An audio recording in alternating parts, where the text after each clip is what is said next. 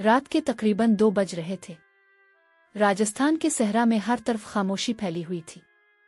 दूर तक सिर्फ रेत के टीले नजर आ रहे थे और ठंडी हुआ सुनसान खंडरात से टकराकर ऐसी आवाज पैदा कर रही थी जैसे कोई आहिस्ता आहिस्ता सरगोशियां कर रहा हो।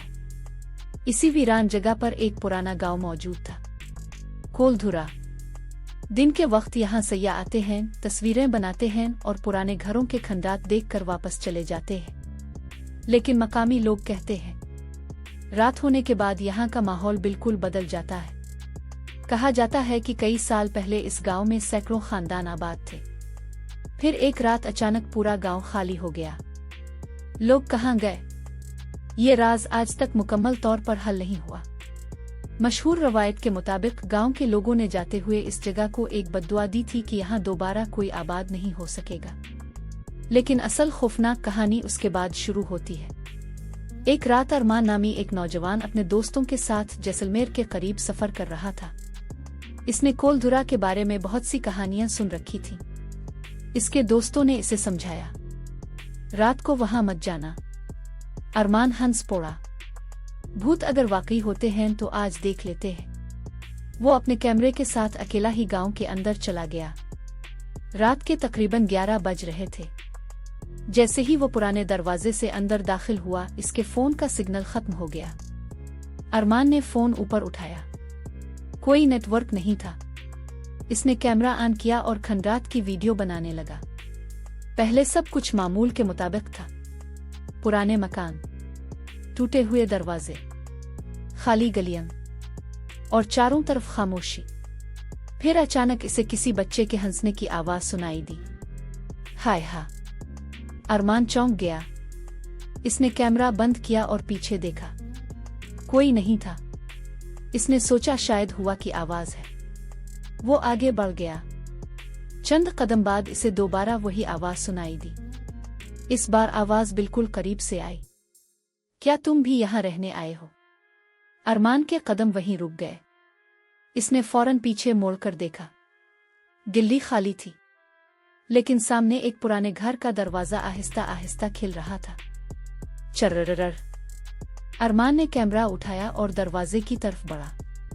अंदर मुकम्मल अंधेरा था। इसने मोबाइल की फ्लैश जलाई।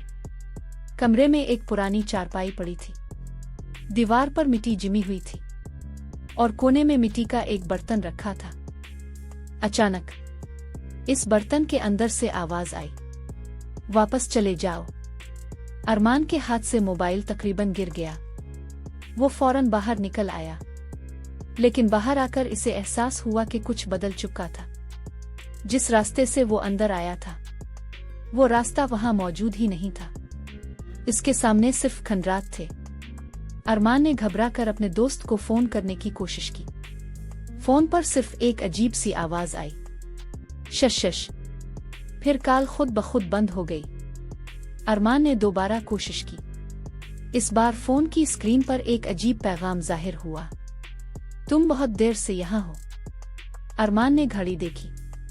रात के सिर्फ 11:15 हुए थे, लेकिन इसे ऐसा महसूस हो रहा था जैसे कई घंटे गुजर चुके हों। वो तेजी से चलने लगा। अचानक इसे दूर एक रोशनी नजर आई। इसे लगा शायद गांव से बाहर निकलने का रास्ता मिल गया है।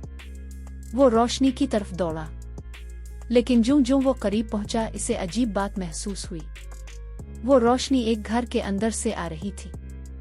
एक ऐसा घर जो चंद मिनट पहले वहां मौजूद ही नहीं था। दरवाजा खुला हुआ था। अंदर से चिराग की रोशनी आ रही थी और किसी औरत के बर्तन रखने की आवाज सुनाई दे रही थी। छन छन छन। अरमान दरवाजे पर रुक गया।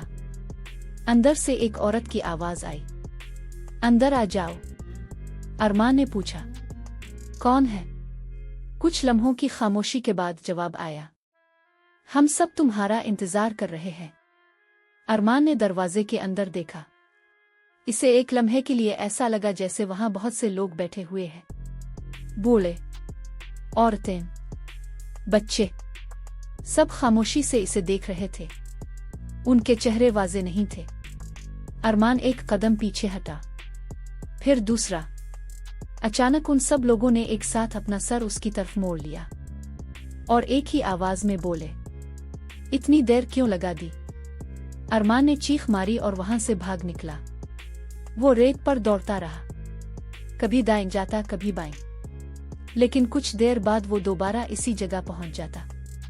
वही घर, वही दरवाजा, वही चिराग। अरमान का सांस फूल गया। इसने जमीन पर बैठकर अपना सर पकड़ लिया। फिर इसे अपने पीछे किसी के चलने की आवाज सुनाई दी। कदम, कदम, कदम। इसने आहिस्ता से पीछे देखा।